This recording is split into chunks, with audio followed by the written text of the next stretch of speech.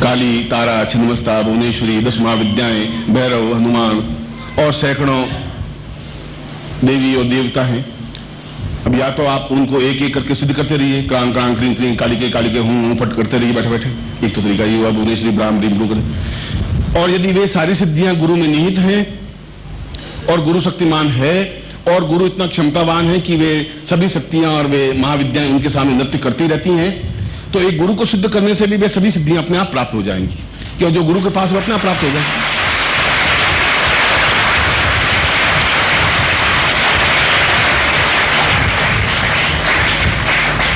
दोनों सिद्धियां हैं, वो आपको निर्णय करना है कि आपको क्या और कैसे करना चाहिए। केवल काली साधना करनी है, केवल भुवनेश्वरी साधना करनी है, केवल। मगर मैंने उस दिन भी एक दोहा की एक लाइन पढ़ी थी कि जो तू सेवे मूल को फूले फले अगाए। अगर तुम पत्तों को सींचो, डालियों को सींचो, उनके ऊपर पानी छिड़को और उन पत्तों के ऊपर खाद रखो तो पेड़ हरा भरा नहीं होगा। इसकी अपेक्षा सीधा उसके मूल में ही पानी डालें और खाद डालें तो शायद पूरा पेड़ हरा भरा होगा, फूल भी लगेंगे, फल भी लगेंगे। समझने की थोड़ी सी आवश्यकता है। ऐसा क्या करके मैं ऐसा नहीं करूंगा तुम ये सब साधना मत करो।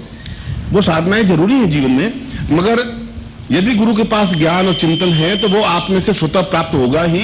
मगर प्राप्त तब होगा जब आप गुरु से इन्वॉल्व होंगे।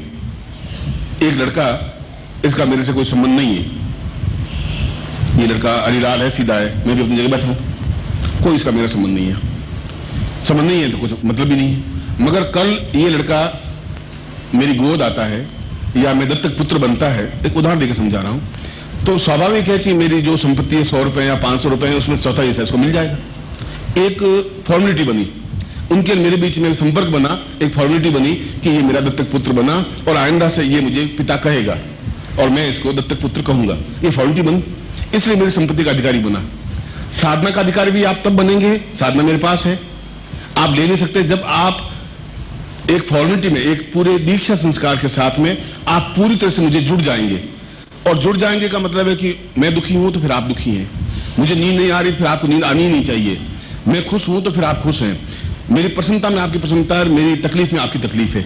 इतना अधिक जुड़ जाएंगे।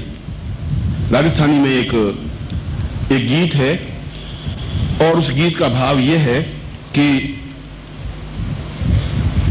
मेरा पति 5000 किलोमीटर दूर बैठा है, पर आज वो मुझे याद कर रहा है, इसलिए मुझे हिचकी आ रही है। मुझे हिचकी इसलिए आ रही है, एकदम उबका इसलिए आ रही है कि वो शायद मुझे याद कर रहा है। इतना लंबा चौड़ा संपर्क, मैं जोधपुर में हूं, तुम मुंबई में हो, और मुझे बुखार आ रहा है, तुम बेचैन हो जाओ, मगर तुम्हें कुछ अच्छा नहीं लगे, खाना पीना अच्छा नहीं लगे, तो समझ लीजिए कि आपको मेरा संबंध बना, तो संपर्क बना।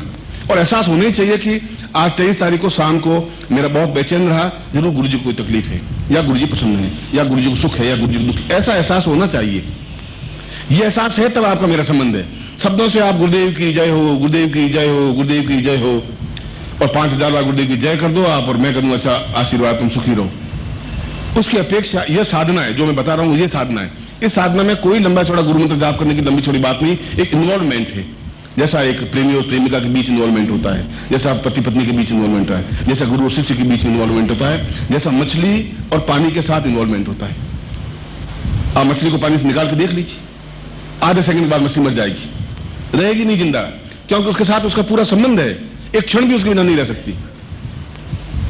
एक चकवा और चकवी दोनों हैं, आप चकवे को पिंजरे में बंद कर दीजिए, चकवी अपना चोंच तोड़ करके गर्दन मरोड़ करके मर देगी, रहेगी नहीं, 2 मिनट बाद खत्म हो जाएगी, नहीं जिंदा रहेगी वो। ये अटैचमेंट है। और एक्सपेरिमेंट ये है कि उस चकवे को और चकवी को आप 2 मील दूरी पर रख दीजिए, 2 मील दूर उस चकवे को आप पिंजरे में बंद कर दीजिए और पिन चुभोइए, चकवी वहां मर जाएगी। 2 मील दूर जहां आपस में कोई संबंध नहीं है, वे तो पशु हैं और हम तो मनुष्य हैं, उनमें अगर इतना इफेक्ट अटैचमेंट है और हम में नहीं है, तो हम पशुओं से इतने ऊंचे नहीं है जितना उनमें है, जितना मछली में है, पक्षियों में है, जितना पशुओं में है उतना हमें नहीं है। यह अटैचमेंट एक गुरु साधना है। यह अटैचमेंट उस मूल को सींचने की क्रिया है। जो मैं कहा जे तू सेवे मूल को फूले फले लगा का मतलब यह नहीं कि आप आए, पानी लाया और पानी डाल दिया, लो गुरु जी ये आपने कहा था सींचना, लो सींच लिया आपका, ऐसा नहीं हो सकता। सींचने का मतलब है तुम्हारे मेरे प्राणों में जुड़ने की क्रिया बननी चाहिए। और अगर मेरे पांव दर्द कर रहे हैं और उसमें आप गुलाब जामुन की थाली लाएं, गुरुजी आप खाइए, नहीं तो भाई मेरे पाँव दर्द करे, थका थकाया हूँ।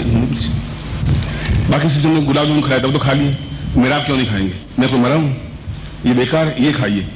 उस समय मुझे आपको गुलाब जामुन की जरूरत नहीं है, उसमें पाँव दबाने की जरूरत है। जो उनको जरूरत हो वह शिष्यत्व है।